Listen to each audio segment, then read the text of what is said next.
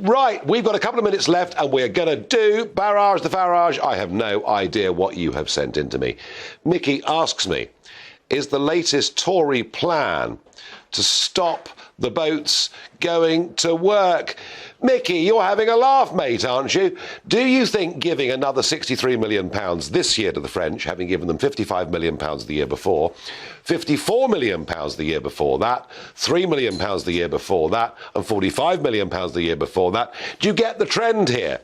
The more money we spend, the more that come. It is hopeless. Even if you stop the boats, even if you put a knife into those dinghies, and I've shown these videos before on this show, the very same people who were stopped that day come back the next day. It doesn't make a blind bit of difference.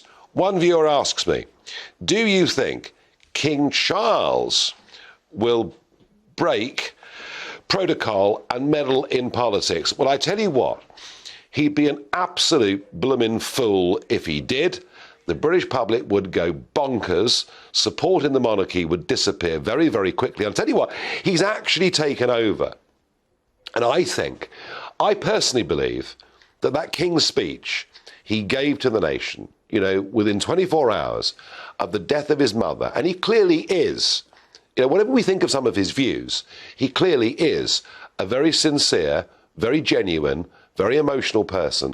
I believe that speech won over the country and indeed much of the world to his side. And I have to tell you, I've clashed with him in the past. Personally, I've shown you some of the clips in the past on this show. I think he's made a very, very good start as king. He's not a complete fool.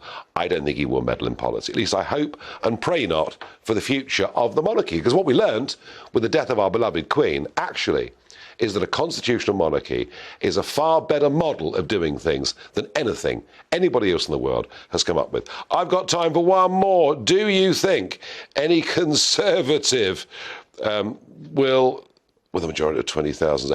No, look, you know what? You know what? I don't think any of their seats are safe. Do you know what? I just met in the corridor earlier the MP for Mansfield. He's the MP for Mansfield. He's the local council leader. He's got a migrant hotel coming this weekend. He wasn't even consulted.